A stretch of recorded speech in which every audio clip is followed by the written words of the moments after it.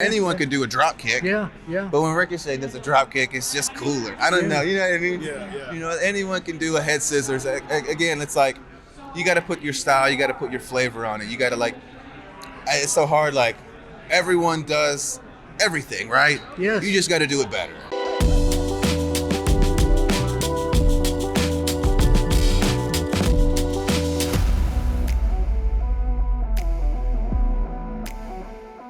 Ricochet and Chris Featherstone here from Sportskeeda. I want to let you know, by the way, that I made another holiday out of your name. Uh-oh. Do you know on St. Patty's Day, I send congratulations to Rick O'Shea. I did that. Did you catch that? I used to wrestle. It had to be 2007 or 6 maybe. Yeah. I say I used to. It was like a one-time thing. And this little bitty company in Evansville, Indiana, I wrestled as Rick O'Shea a couple times. Did you really? Yeah. Dude, I didn't know that. Chris? Was it on St. Patrick's Day? That I don't know. I'll have to ask Rudy know. Charles. So what I want to ask, Rudy Charles. He was my manager. He was Dan O'Manley. He was, yes, that's right. He was great back in the Burt Prentice days. Yeah. I remember that very well. So a lot of people watch you and they say, he's amazing in the ring. Where did you learn the acrobatic end of professional wrestling? How did that happen? Trial and error, I think. Growing up with I have trampoline growing up. Really? I would spend hours in my front yard or backyard just practicing like side flips to the side, and then eventually like literally just trying over and over, repetitions over and over. I never was like trained or anything, so like it's all self-taught. And then when you get in the ring, you're watching guys like Rey Mysterio and Jeff Hardy and Psychosis and Rob Van Dam. So you want to, that's the stuff that I gravitated to. So, you know, you want to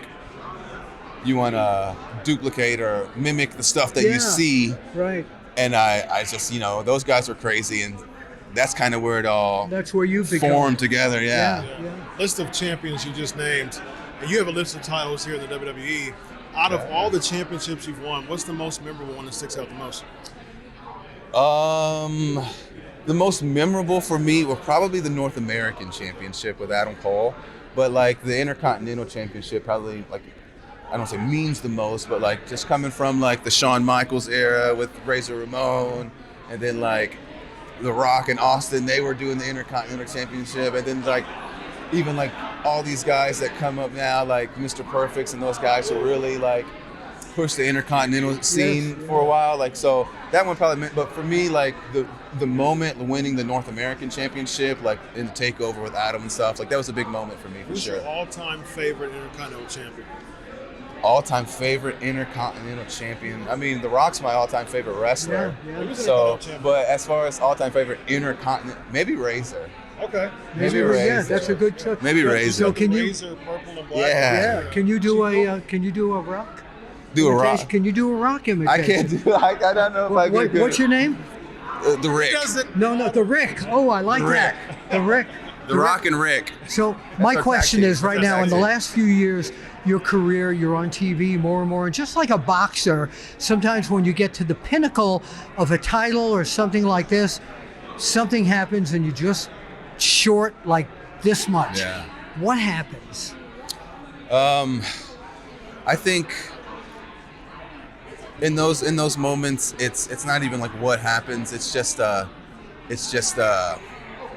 don't even know how to say it. It's just a moment. It's just something that happens because anything can happen when you're out there, you know. So in those moments when you come up short or something like that happens, it's not even necessarily that something happens. It's just a moment.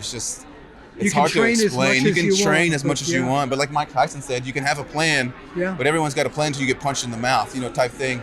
So everyone here, we all train all year round for whether it's SummerSlam or WrestleMania or whatever, but like we get out there and we have a thought that we're gonna win. We have a thought like everybody does, you know, football, basketball, but sometimes it just doesn't. Sometimes it just don't happen. Yeah. Last question, because we're getting the go home from our producer here, is are there too many guys and too many companies doing too much of the stuff they see you do and the aerial artists do? Is it too much at this point? I mean, what is too much, really? I mean, I think it's If you did something in a match, there's somebody 2 matches after you doing the same thing. But that's it's the thing. It's so different when Ricochet does something, because anyone can do a drop kick. Yeah. But when Ricochet does a drop kick, it's just cooler. I don't know. You know what I mean? Yeah. You know, anyone can do a head scissors. Again, it's like you got to put your style. You got to put your flavor on it. You got to like. It's so hard. Like everyone does everything, right? Yes. You just got to do it better. Okay. In closing, what's next after Logan Paul? You know, that's what they were saying. I'm a goal-oriented guy, so I have my goals, crush it goal. Like, so I don't have like a long-term story.